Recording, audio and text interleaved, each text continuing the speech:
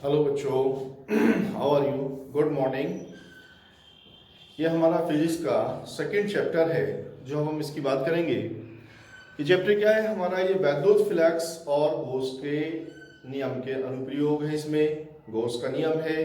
क्या होता है गॉस का नियम, ये हम समझाएंगे इसमें आपको।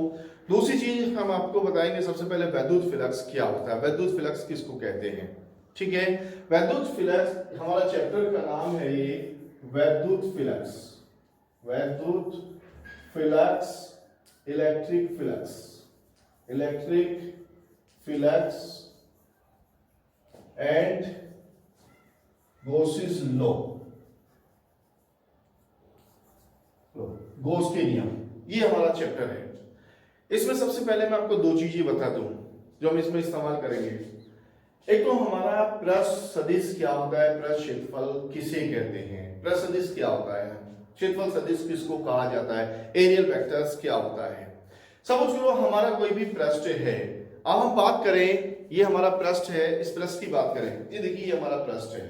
ठीक है, अब यहां से हम इसका क्षेत्रफल होगा, ये हमारा पृष्ठ का पूरा क्षेत्रफल होगा। ये हमने पृष्ठ लिया है, पृष्ठ का क्षेत्रफल होगा। सपोज करो इसका क्षेत्रफल ए है, ये हमारा कोई पृष्ठ है, ये हमने पृष्ठ लिया, ये इस पृष्ठ का क्षेत्रफल ए है। सपोज करो पृष्ठ है हमारा, इस पृष्ठ का क्षेत्रफल ए है। जैसे ये हमारा ब्लैक बोर्ड है, ब्लैक बोर्ड का पृष्ठ है, या हमारा दीवार है, दीवार का पृष्ठ है, इसका क्षेत्रफल ए है। ठीक है, अब अगर हम इसके लंबवत एकांक सदिश लें, ऐसे लंबवत एकांक सदिश, ये ऐसे हो जाएगा, मेरा हाथ देखिए, ऐसे लंबवत एकांक सदिश ले हम। ठीक है, और अगर हम a को n से मल्टीप्लाई कर दें तो ये हमारा कौन सा सदिश होता है, क्षेत्रफल सदिश होता है। तो क्षेत्रफल सदिश जो होता है हमारा पृष्ठ के लंबवत होता है। क्लियर, पृष्ठ के लंबवत सदिश को ही हम क्षेत्रफल सदिश कहते हैं। और इसे किससे लिखते हैं हम, a से, a बराबर a into n cap, n जो है इसकी दिशा में लंबवत सदिश होता है। ओके, उसके बाद अब हम बात करते हैं, दूसरी चीज बताता हूं, घनकोण क्या होता है। घनकोण को थोड़ा समझ लीजिए। घनकोण क्या होता है, किसी भी पृष्ठ द्वारा, मान लीजिए समझो गोला है, ये गोले के पृष्ठ द्वारा, ये गोले का केंद्र है, गोले के केंद्र पर जो शंकु कोण बनता है इसे हम घनकोण कहते हैं। अब ये समझ करो हमारा क्षेत्रफल ये डीए है, और यहां से इसकी दूरी इस पृष्ठ की आर है। ठीक है, तो ये डी ओमेगा घनकोण हो जाता है हमारा, डी ओमेगा बराबर d A upon r square, यानी कि गोले के पृष्ठ द्वारा गोले के केंद्र पर बना शंकुकोण घनकोण कहलाता है। मात्र इसका स्टेरेडियन होता है। दूसरी चीज, अगर ये हमारा क्षेत्रफल ये सदिश कैसे है और ये इसके बीच में एंगल हमारा थीटा हो, ठीक है, तो फिर हमारा डी ओमेगा क्या होगा, ये मिलाने वाली रेखा है और ये इसका क्षेत्रफल सदिश है, क्षेत्रफल डीए हो गया, और इसके मिलाने वाली रेखा के बीच में एकांक सदिश एन कैप हो गया। तो हम इसको लिख सकते हैं क्या, d omega is equal to d A dot n cap, d A dot n cap upon r square. ठीक है, यहां ये अदिश वर्ण होगा, इसका अदिश वर्ण जाएगा, इसका परिमाण हो जाएगा डी ए, और ये हो जाएगा हमारा n का परिमाण 1 हो गया, इनके बीच का angle theta, d A cos theta upon r square, ये हमारा डी ओमेगा हो जाता है। एक दूसरी चीज बता दो, अगर हम पूरे पृष्ठ द्वारा घनकोण ले, कितना घनकोण बनेगा। पूरा पृष्ठ सब इसकी त्रिज्या r है, तो पूरे पृष्ठ का क्षेत्रफल हो जाएगा 4 पाई r स्क्वायर हो जाएगा। क्षेत्रफल 4 पाई r स्क्वायर का त्रिज्या r हो गई, तो हमारा ओमेगा बराबर हो जाएगा 4 पाई r square upon r square बराबर 4 पाई। तो ये जो हमारा 4 पाई होगा, ये पूरे पृष्ठ द्वारा, ये पूरे गोलीय पृष्ठ द्वारा केंद्र पर अंकित घनकोण होता है। ये मैंने इसलिए बताया कि इसकी हमें जरूरत पड़ने वाली है आगे। ठीक है, अब अगली चीज हम बताते हैं वैद्युत फ्लक्स किसे कहते हैं। हमारा वैद्युत क्षेत्र है, वैद्युत क्षेत्र को हमने रिप्रेजेंट किया था काल्पनिक रेखाओं से, यानी कि काल्पनिक रेखाएं वैद्युत क्षेत्र को रिप्रेजेंट करती है, काल्पनिक रेखाएं वैद्युत क्षेत्र को रिप्रेजेंट करती है। ओके, अब हमारा कोई प्रश्न है, हमारे सपोज करो यहां पर वैद्युत क्षेत्र है, वैद्युत क्षेत्र में ये हमारी काल्पनिक रेखाएं हैं, ये काल्पनिक रेखाएं हैं हमारी। ठीक है, जहां वैद्युत क्षेत्र इतना प्रबल होता है वहां बल रेखाएं उतनी ही ज्यादा होती है, यानी कि वैद्युत क्षेत्र को रिप्रेजेंट करती है काल्पनिक रेखाएं। अब यहां अगर हमारा कोई पृष्ठ है, कोई इसके पृष्ठ लिया हमने, और उस पृष्ठ से काल्पनिक रेखाएं गुजर रही है, तो उससे गुजरने वाली बल रेखाओं की संख्याओं की माप, यानी कि कितनी बल रेखा इस पृष्ठ से गुजर रही है, उस पृष्ठ को हम उससे गुजरने वाली संख्याओं के माप को ही हम वैद्युत फ्लक्स कहते हैं और इसको हम फाई ई से रिप्रेजेंट करते हैं। सिंबल ई हमारा इसे मिल गया इलेक्ट्रिसिटी विद्युत के लिए और फाई हमारा वैद्युत फ्लक्स होगा, तो ये हमारा वैद्युत फ्लक्स के लिए रिप्रेजेंट करते हैं, तो ये हमारा वैद्युत फ्लक्स फाई होगा। यानी कि डेफिनेशन क्या हो जाएगी, देखिए सपोज जैसे हमारा पृष्ठ है, यहाँ पर कोई वैद्युत क्षेत्र गुजर रहा है, इधर से मैंने पृष्ठ रख दिया इसमें, तो इससे बल रेखाएं गुजरेंगी, तो इससे गुजरने वाली बल रेखाओं की संख्याओं की माप ही इसका वैद्युत फ्लक्स कहलाता है। अब इसका परिमाण कितना होता है वैद्युत फ्लक्स का, हम मान कैसे निकालते हैं उसके लिए सपोज करो हम इसका स्मॉल क्षेत्रफल लें, स्मॉल क्षेत्रफल लिया हमने डीए या हम डीएस से लें, स्मॉल क्षेत्रफल डीएस, तो क्षेत्रफल सदिश इसका क्या हो जाता है, ये डीएस हो जाता है और ये हमारा वैद्युत क्षेत्र ई हो, वैद्युत क्षेत्र कितना ई है हमारा, इसमें क्षेत्रफल सदिश डीएस है, तो इससे इस क्षेत्रफल अवयव ये स्मॉल, ये हमारा छोटा अल्पांश क्षेत्रफल अवयव, इससे गुजरने वाला वैद्युत फ्लक्स डी फाई ई बराबर हो जाता है ई डॉट डीएस, अदिश गुण ई का और डीएस का, जो क्षेत्रफल अवयव है इसका अदिश गुण हो जाता है क्षेत्रफल सदिश का। ठीक है, अब इसका संपूर्ण फ्लक्स निकालें तो इसका समाकलन कर देते हैं, फाई बराबर समाकलन ई डॉट डीएस, ये हमारा हो जाता है वैद्युत फ्लक्स, फाई ई बराबर कितना होता है ई डॉट डीएस हो जाता है, ये हमारा फार्मूला हो गया। तो यहां से हम दूसरी डेफिनेशन वैद्युत फ्लक्स की दे सकते हैं। हम यहां पर मैंने आपको नोट्स में जो पीडीएफ नोट्स दिए उसमें दोनों डेफिनेशंस मेंशन की हैं। ठीक है, दूसरी डेफिनेशन ये मैं आपको डिस्क्राइब करता हूं, क्या है कि वैद्युत फ्लक्स किसका गुण है, वैद्युत क्षेत्र और क्षेत्रफल सदिश का अदिश गुण है और इसका समाकलन है।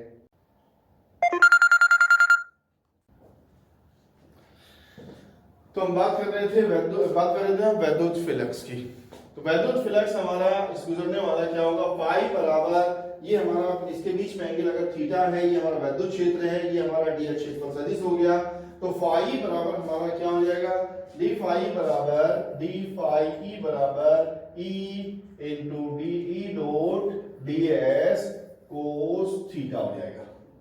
ठीक है, ये हमारा फॉर्मूला ई into d s cos theta हो जाएगा। अब अगर इसका क्षेत्रफल एस है, क्षेत्रफल कितना है एस है, तो हम इसका समाकलन करेंगे संपूर्ण पृष्ठ के लिए, तो ये हमारा संपूर्ण पृष्ठ के लिए हो जाएगा d phi E is equal to integration phi is equal to integration E into d s cos theta हो जाएगा। ठीक है, तो मैं यहां लिख देता हूं इसको, तो ये हमारा क्या होगा, phi is equal to E into cos theta integration ds. अब ये जो हमारा इंटीग्रेशन डीएस है ये हमारा पृष्ठ का क्षेत्रफल हो गया और पृष्ठ के क्षेत्रफल को हम लिखते हैं एस से, संपूर्ण एस है, तो फाई बराबर हो जाएगा E into S cos theta, ये हमारा फार्मूला आ गया ए इंटू एस कोस थीटा। तो दूसरा फार्मूला हो गया हमारा E into S cos theta, अगर क्षेत्रफल हमारे क्षेत्रफल और क्षेत्रफल सदिश और इसके बीच एंगल थीटा हो वैद्युत क्षेत्र के, तो फाई बराबर E S into cos theta, ये हमारा फार्मूला आता है। अब अगर ये दोनों लंबवत हों, लंबवत कैसे, ये हमारा पृष्ठ है, ये सपोज करो पृष्ठ है और पृष्ठ के लंबवत है हमारा वैद्युत क्षेत्र, लंबवत है, तो थीटा हमारा कितना हो जाएगा, 0 हो जाएगा, तो थीटा 0 लिखेंगे, तो फाई ई बराबर हो जाएगा ई इंटू एस कोस 0, तो हो जाएगा फाई बराबर हो जाएगा हमारा ई एस हो जाएगा। ओके, अब यहां से हम इसका मात्रक भी लिख सकते हैं, ये हमारा अदिश राशि होता है, वैद्युत क्षेत्र का मात्रक लिखेंगे या क्षेत्रफल का मात्रक लिखेंगे। वैद्युत क्षेत्र का मात्रक होता है, आपने पढ़ा न्यूटन प्रति कूलम होता है इसका मात्रक, और इसका हो जाएगा मीटर स्क्वायर, तो इसका मात्रक हो जाएगा न्यूटन मीटर स्क्वायर प्रति कूलम हो जाता है इसका मात्रक। ओके, अब इसका हम विमेय सूत्र लिखते हैं, विमेय सूत्र आप आसानी से लिख सकते हैं, कैसे लिखेंगे, पहले न्यूटन का लिखेंगे, फिर मीटर स्क्वायर का लिखेंगे, फिर कूलम का लिखेंगे।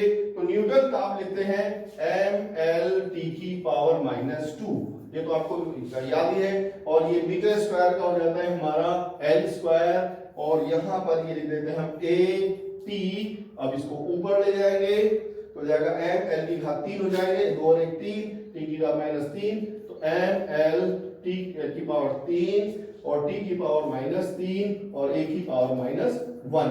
ये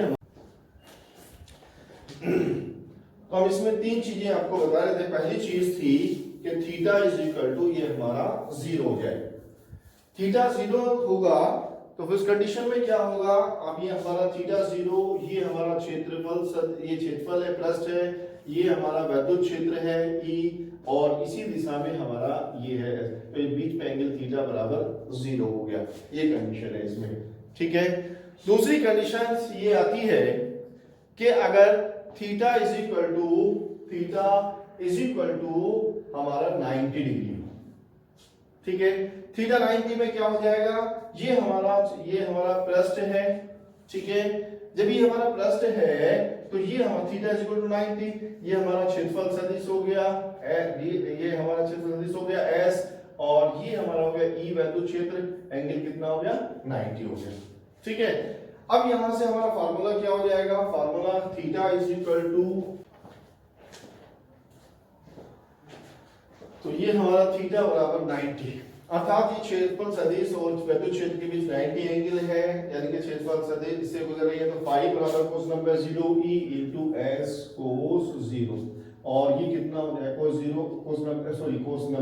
और cos नंबर 0 हो गया तो फाई बराबर हमारा कितना जाता है 0 होता है, ठीक है।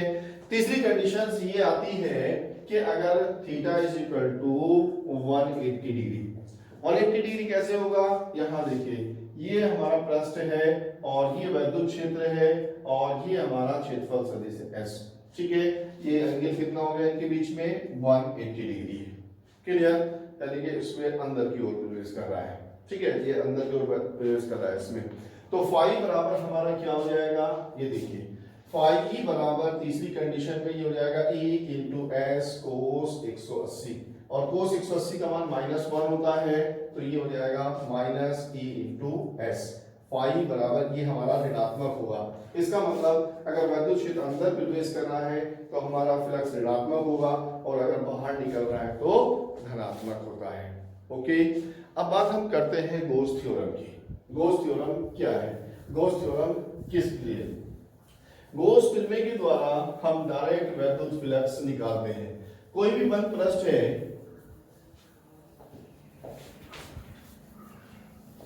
बंद पृष्ठ से गुजरने वाला वैद्युत फ्लक्स, मानिए हमारा कोई बंद पृष्ठ है, जैसे आप जानते हैं गेंद है, कोई बॉक्स है, एक कमरा है, इसको बिल्कुल बंद करते हैं तो बंद पृष्ठ हो गया, ये चारों तरफ से घिरा है, बंद पृष्ठ हो गया। अगर इसमें हम कोई आवेश रख दें तो इस आवेश के कारण वैद्युत क्षेत्र होगा। अब हमें निकालेंगे वैद्युत क्षेत्र कितना होता है, तो इसके लिए गॉस ने ये कहा कि अगर कोई आवेश सपोज करो +Q यहाँ पर रखा है, ठीक है, एक आवेश या कई सारे आवेश रखे हैं, तो इसके संपूर्ण पृष्ठ से गुजरने वाला वैद्युत फ्लक्स फाई इस आवेश का 1/ε0 गुना होता है। ये हमारा गॉस का प्रमेय है, ठीक है। दोबारा मैं रिपीट करूंगा, किसी बंद पृष्ठ से गुजरने वाला वैद्युत फ्लक्स उस पृष्ठ के अंदर उपस्थित आवेश का 1/ε0 गुना होता है। ये हमारा गॉस प्रमेय है, समझ में आ गया होगा, ठीक है। अब यहां से इसको हम मैथमेटिकल रूप लिखें, क्योंकि फाई फ्लक्स की डेफिनेशन ही होती है इंटीग्रेशन E डॉट ds, ये हमारी फ्लक्स की परिभाषा हो गई वैद्युत फ्लक्स की, किसके बराबर है, गॉस ने कहा Q into 1/ε0। ये हमारा गॉस प्रमेय का मैथमेटिकल रूप हो गया। फाई इंटीग्रेशन, ये हमने यहाँ सर्किल बनाया इसलिए क्योंकि हमारा क्लोज सरफेस है, सरफेस इंटीग्रल हो गया, ठीक है, प्लस समाकलन हो गया E डॉट ds बराबर Q into 1/ε0 हो जाता है, ठीक है। अब मैं आगे बात करूंगा, इसका मैं थोड़ा सा प्रूफ समझा दूं आपको, इसका प्रूफ हम कैसे करते हैं, ध्यान से समझना इसका प्रूफ। देखिए इसके लिए हमने ये ले लिया बंद पृष्ठ, सपोज करो ये हमारा बंद पृष्ठ है, इसका क्षेत्रफल कितना है S, इसके अंदर एक आवेश लिया हमने +Q, बिंदु O पर स्थित है, ठीक है। इसके पृष्ठ पर मैंने एक बिंदु ले लिया P, इसके चारों ओर स्मॉल क्षेत्रफल ले लिया मैंने ds, ये क्षेत्रफल अवयव ले लिया ds। अब अगर इसको यहां से मिलाऊं तो ये पृष्ठ जो है इस पर ये घनकोण बना रहा है, ये हो गया d ओमेगा, यहां से इसको मिलाने वाली रेखा ये हो गई, और हमारा जो ये दूरी हो गई r इस बिंदु P की, और ये जो हमारा क्षेत्र वैद्युत क्षेत्र है वो इसी के अनुदिश होगा। ठीक है, ये OP के अनुदिश हमारा वैद्युत क्षेत्र हो गया। ठीक है, सपोज करो ये हमारा क्षेत्रफल सदिश ये हो गया DS क्षेत्रफल सदिश और इनके बीच एंगल हो गया थीटा। ओके, बात समझ में आ गई होगी। यहां से सबसे पहले हम निकाले यहां पर वैद्युत क्षेत्र कितना होगा E। दूरी R है, आवेश प्लस Q है, तो प्लस Q द्वारा P पर वैद्युत क्षेत्र प्लस Q आवेश द्वारा P पर वैद्युत क्षेत्र E बराबर ये होता है 1/4 पाई epsilon not Q upon R square. समझ होंगे, वही हमने डेफिनेशन लगाई है, Q आवेश के कारण R दूरी पर वैद्युत क्षेत्र E बराबर 1/4 pi epsilon Q upon R square होता है। ठीक है, अब हम पहले नहीं, क्योंकि हमें संपूर्ण वैद्युत फ्लक्स निकालना है तो पहले क्षेत्रफल अवयव से निकाल ले फ्लक्स। ठीक है, और फिर हम संपूर्ण क्षेत्रफल निकालेंगे। तो फिर पहले हम निकालेंगे क्षेत्रफल अवयव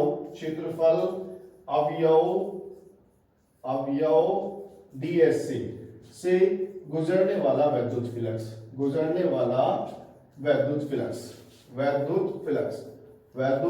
flux d phi is equal to E dot ds। Okay, angle कितना है थीटा। अब इस कोण की परिभाषा लगाएंगे E into ds cos theta. Okay, इसके बाद में अब क्या करना है आपको, यहां देख रहे हैं E का मान इसमें रख देंगे तो हमारा जाएगा d phi E is equal to 1/4 pi epsilon not Q upon R square ds cos theta. Okay, अब क्या करोगे आप, इसको हम एक साथ लिख लेंगे 1/4 पाई एप्सिलॉन नॉट Q और ds cos theta upon R square. ठीक है, मैंने घनकोण की डेफिनेशन आपको समझाई थी, क्योंकि d ओमेगा बराबर ds cos थीटा बटे R स्क्वायर होता है। चूंकि आप जानते हैं घनकोण d ओमेगा बराबर ds cos थीटा बटे R स्क्वायर, किसके द्वारा, इसके द्वारा, ये होगा इसके द्वारा घनकोण d ओमेगा बराबर कितना हो जाएगा ds cos थीटा बटे R स्क्वायर। एंगल इसके बीच थीटा है। ठीक है, अब ये हमारा d ओमेगा हो जाएगा, तो ये हमारा d phi E is equal to हो गया Q upon 4 pi epsilon not d omega. ठीक है, ये तो हो गया हमारा इससे गुजरने वाला फ्लक्स। अब हमें संपूर्ण फ्लक्स निकालना है, तो संपूर्ण फ्लक्स क्या होगा, संपूर्ण फ्लक्स बाय डेफिनेशन लगा देंगे phi E is equal to समाकलन over S Q upon 4 pi epsilon not d omega. Okay, अब क्या करो, यहां पर Q upon 4 pi epsilon not बाहर इंटीग्रेशन d ओमेगा, ये हमारा हो जाता है संपूर्ण घनकोण। और ये हमने बताया था अभी पहले आपको, ये किसके बराबर होता है 4 पाई के, तो ये हो जाता है Q upon 4 pi epsilon not into 4 पाई, 4 पाई से 4 पाई भाग हो गया तो जाएगा Q अपॉन एप्सिलॉन नॉट, तो phi E बराबर हो जाएगा हमारा Q into 1 upon epsilon not. यही हमारा गॉस थ्योरम का प्रूफ है। ठीक है, ओके, समझ में आ गया होगा। दूसरी बात अब यहां आती है कि अगर इसके अंदर बहुत सारे आवेश रखे हो, कई सारे आवेश हो इसके अंदर, तो तब क्या होगा, क्या कंडीशन आती है। सपोज करो इसके अंदर मैंने ये हमारा प्लस, इसके अंदर एक प्लस Q1, एक plus Q2 minus Q3 plus Q4 minus Q5 आवेश रखे हैं। ठीक है, अब इनके कारण जो वैद्युत फ्लक्स होगा वो सबके फ्लक्स वही के बराबर होगा। ये हमारा माइनस का है, तो माइनस के कारण माइनस होगा फ्लक्स, और प्लस कारण फ्लक्स का होगा, प्लस का होगा, तो phi E बराबर हो जाएगा Q1 के कारण Q1 upon epsilon not, Q2 के कारण Q2 upon epsilon not, Q3 के कारण minus Q3 upon epsilon not, Q4 के कारण Q4 अपॉन एप्सिलॉन नॉट और minus Q5 upon epsilon not रहता है। ठीक है, अब इसमें यहां से हमारा 1 upon epsilon not Q1 plus Q2 minus Q3 plus Q4 minus Q5। Okay, तो जाएगा 1 upon epsilon not sigma Q, तो ये हो जाता है हमारा sigma Q upon epsilon not, यानी कि कुल आवेश के बीजगणितीय योग का 1/ε0 गुना होता है। ये हमारा अगर बहुत सारे आवेश इसके अंदर मौजूद हो। ओके, तो ये था हमारा लेक्चर बोस पिरमे के ऊपर और उसके अनुप्रयोग। दूसरी बात आती है कि अगर हमारा फ्लक्स अंदर से बाहर की ओर हो तो धनात्मक होता है और बाहर से अंदर की ओर हो तो ऋणात्मक होता है। एक बात आती है कि अगर हमारा फ्लक्स जो हमारा आवेश जो है इसके बाहर स्थित है, ठीक है, तो ब्रश से गुजरने वाला वैद्युत फ्लक्स कितना हो जाता है, ये वैद्युत फ्लक्स जो है हमारा शून्य हो जाता है, क्योंकि जितनी बल रेखा अंदर गुजरेगी उतनी बाहर निकलती है, अंदर कोई आवेश है नहीं, कोई जब अंदर आवेश नहीं है तो फ्लक्स जीरो हो जाएगा। भाई गोस थ्योरम भी यहां से हम कह सकते हैं।